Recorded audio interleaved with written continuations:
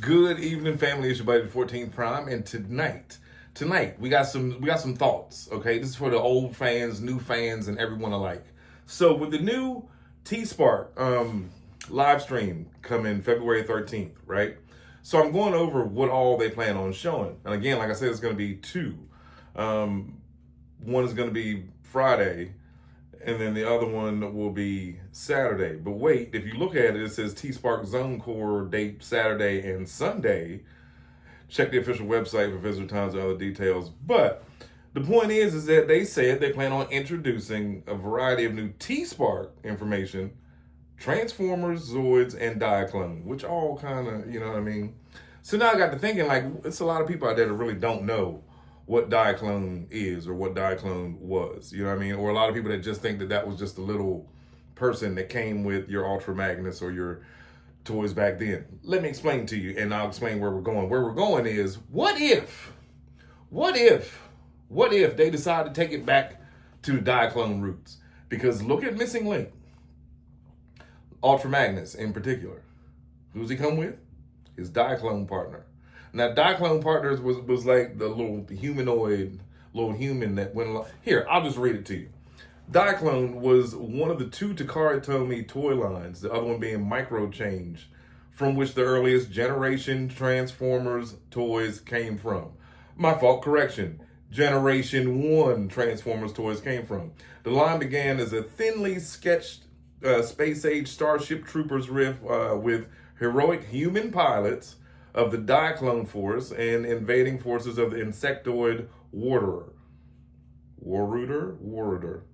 Menace that did battle in the 60s style super robots over the mysterious energy source known as Freezon. The toy line made a hard pivot to real world vehicles, with some mumbling about the war entering a covert phase on Earth when robots that doubled as toy cars proved to be a hit with kids, and the rest is history. Diaclone has proven to be the most enduring of the previous pre-Transformers brands, subject to a variety of remixes, revivals, both within Transformers brand and without. So, yeah.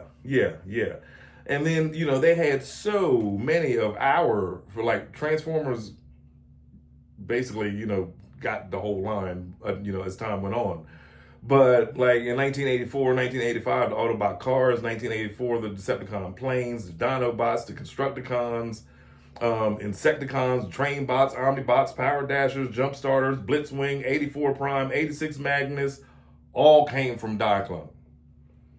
Wow. Some of those, I guess I did know that. I was alive then. I didn't know what Diaclone was till like 10, 15 years ago. But so, like Trax, also another standout vehicle is where they got, that from. Again, Ultra Magnus, like they just said, a lot of our favorite toys. Crosscut, Road Rage. Who else? And then Masterpiece Toys, Tiger Trax, the blue version of Blue Street.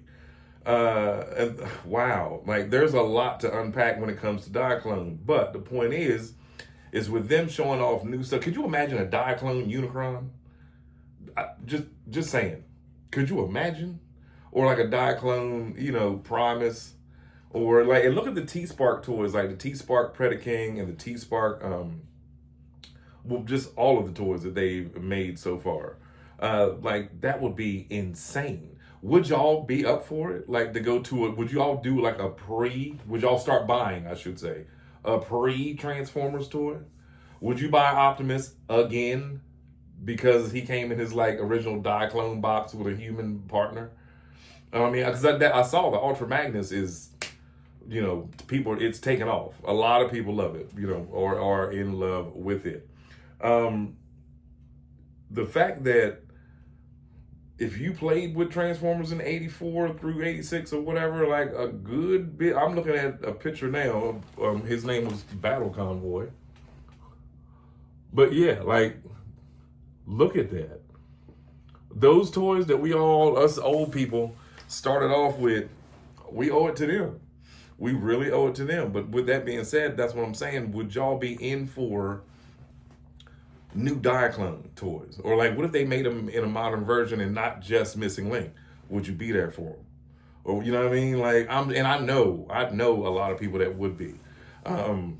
Definitely know a lot of people that would be. But when you start looking at the toys that they have like put out, or toys that have come from the Diaclone line, like it's insane. Like they're what is this? Oh, the robot base. This is a Tommy Takara Diaclone DA101 robot base equipped PS set. And like I mean they're futuristic enough looking, you know what I mean? Um but I remember, actually I do recall having some toys like this as a child. And like this is how it works. You know what I mean? So you have your human, and then you have a piloted mech suit that can also turn into a turret, that can also turn into a robot, that can also turn into a jumpsuit. You know what I mean? Like that, I think, is incredible. I do. I think that is absolutely incredible. Like I think there's money there for you, Hasbro, is basically what I'm saying. If y'all, Tommy, Takara, with this new line, this T-Spark that y'all been introducing and slowly rolling in, and then look how good, think about this, look how good T-Spark looks with like Overgear toys. Like they kind of fit together. Over mechanized, big weapons. It all follows like the same scheme, and I like it. I'm here for it. I think that would be awesome to bring back that old property, just as a thank you. You know what I mean? Like, hey, you know what? We've been able to run this line for 40 plus years. Good looking at it. You know what I mean? Shout out to y'all. Good looking at it. Thank you. You know, they owe it to them. They owe it to them. You got people like me out here going ham on over old toys because we want to relive nostalgia, or we want to relive, you know, that one birthday or that one Christmas or that one whatever, you know, just to be able to. There's a certain happiness that comes with collecting these. There's a certain fulfillment. You know what I mean? Even if you stop, even if you give up, or you get whoever you want, or even if you just wanted a certain person, you know, even if it's just that one, that happiness that you get from messing with it, or every once in a while just picking that one up and flipping it back and forth, or like watching a boring movie, or if you're watching your wife beat inside and the game turns out to be completely sick at the end, so y'all just want to hurry up and get through it. So you go grab a toy and transform it back and forth, and then you cheer for the ending, because ain't nothing like game credits at the end.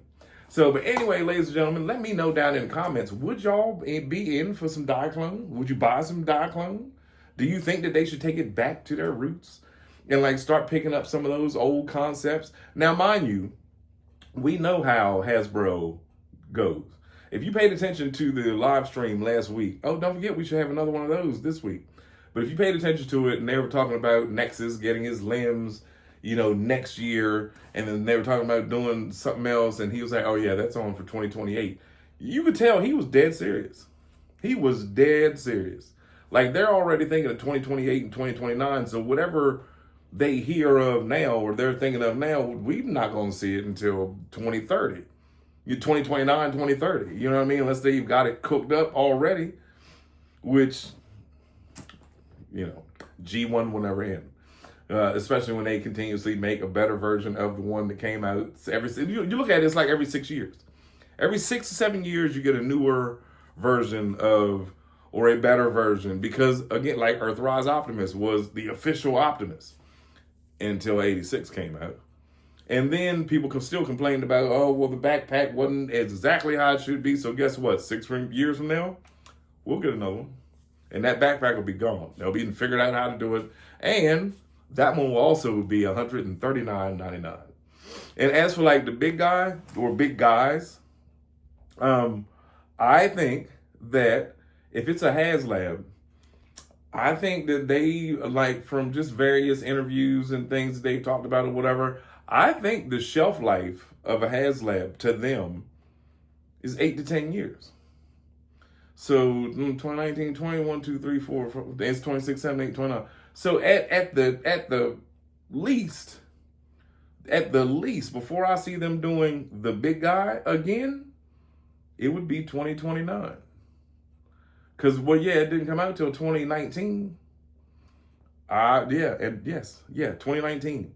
Because it took a year and a half after it was back before it started shipping, which was another one of my issues. I was like, I don't really want to give somebody $600 for a year and a half. Not at that time. That was, you know what I mean? No. No. But what I'm saying is, ladies and gentlemen, I think that if you want something, don't be like me and wait so long that now, you know what I mean, to other people in the world, it's like astronomical. Whereas you better go ahead and get it now, because it's just going to get worse. It's just going to get worse. When I started hunting for this thing, the cheapest one I found was $1,800. And then once that one was gone, there was another one for like $19, but it was missing the you know, some pieces were missing, or the instruction book was gone, or, you know what I mean? So with that being said, like, I'm talking to the people in the comments, it's like, man, I wish go get your money together, go ahead and get it now, because it's just going to get worse. And I'm not talking about just Unicron. There's multiple HasLabs and old toys that are on eBay right now for $9,000, $10,000. Now I tell you what, if I had clicked and saw this guy for $5,000, no. No, I'd have been like, man, whatever, I'll build it, I'll buy it. I would have bought a 3D printer and got busy. But anyway, be yourself, enjoy life. If you woke up today was a wonderful day, it's your buddy, the 14th Prime. Love y'all.